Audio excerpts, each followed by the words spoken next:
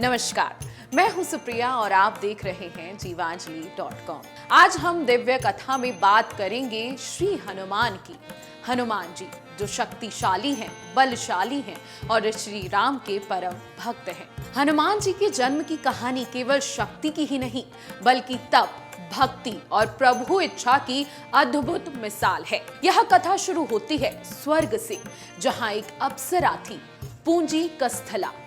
एक बार वह ऋषियों के आश्रम में भ्रमण कर रही थी और उसकी चंचलता ने एक ऋषि का ध्यान भंग कर दिया।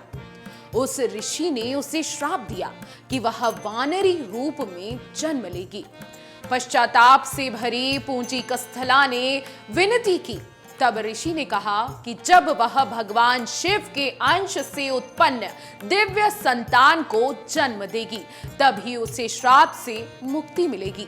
यह पूंजी कस्थला वानरी रूप में अंजना माता बनी। तपस्या और वर प्राप्ति, शिव कृपा और केसरी वंश। जी हाँ, अंजना माता ने वानर राज केसरी से विवाह किया।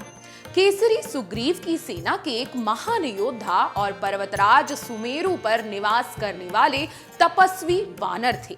अंजना माता और केसरी दोनों ने संतान प्राप्ति हेतु वर्षों तक कठिन तप किया और भगवान शिव की उपासना की।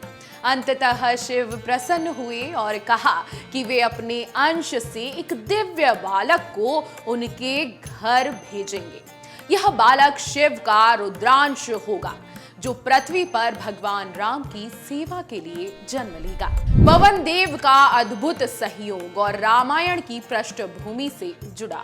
इधर अयोध्या में महाराज दशरथ ने पुत्र कामेष्ठी यज्ञ कराया था।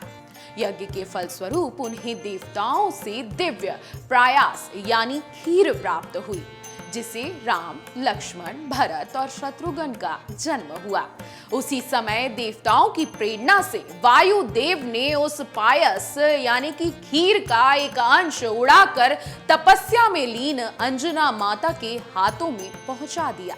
जैसे ही अंजना ने वह पायस ग्रहण किया, उसके गर्भ में एक दिव्य तेज उत्पन्न हुआ और कुछ महीनों बाद चैत्र पूर्णिमा के दिन सूर्योदय के समय हनुमान जी का जन्म हुआ। इसलिए उन्हें पवन पुत्र हनुमान, मारुति नंदन और वायु पुत्र भी कहा जाता है। बालक हनुमान की लीलाएं और सूर्य को फल समझकर निगलना। जी हाँ, हनुमान जी का बचपन अत्यंत चंचल, मधुर और साथ ही चमत्कारी भी था। बाल अवस्था में एक दिन उन्होंने आकाश में चमकते सूर्य देव को एक लाल फल समझ लिया और उन्हें खाने के लिए आकाश की ओर उड़ चले। उनकी गति इतनी तीव्र थी कि सारे देवता चकित हो गए। इंद्रदेव ने भयवश अपने वज्र से उन्हें चोट पहुंचाई, जिससे वे गिर पड़े और अचेत हो गए। यह देख पवन देव को अत्यंत क्रोध आया और उन्होंने पूरे ब्रह्मांड में वायु का प्रवाह रोक दिया। समस्त जीव संकट में आ गए। तब ब्रह्मा, विष्णु, महेश सहित सभी देवता आए और हनुमान जी को न केवल जीवन दान दिया, बल्कि उन्हें असीम शक्तियां और वरदान भी दी। देवताओं के वरदान शक्तियों का सागर बने हनुमान जी। जी हाँ, हनुमान जी को अनेक दिव्य वरदान प्राप्त हुए। ब्रह्मा जी ने उन्हें हर प्रकार के शस्त्र से अवध्य बनाया। अवध्य मतलब जिसे रोका न जा सके। शिव जी ने उन्हें अमोघ बल और भक्ति प्रदान की। इंद्र ने उन्हें वज्र की तरह कठोर शक्ति और तेज गति दी। अग्निदेव ने उन्हें अग्नि से अभय दिया। वरुण देव ने जल के अभेद्य रहने का वरदान दिया। यमराज ने उन्हें दीर्घायु और रोग मुक्त शरीर दिया। कुबेर ने उन्हें अपार यश और संपत्ति प्रदान की।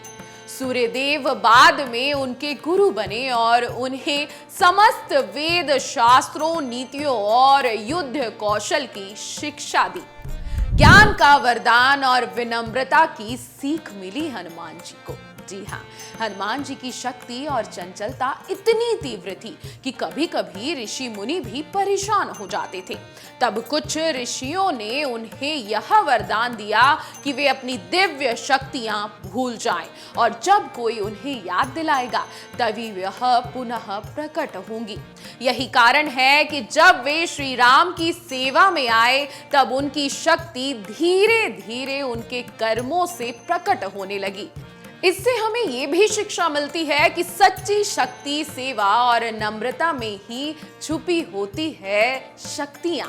अब राम कथा में हनुमान जी की भूमिका क्या है, राम के लिए हनुमान जी का जीवन कैसे समर्पित था, ये बहुत ही अच्छा प्रसंग रामायण में आता है।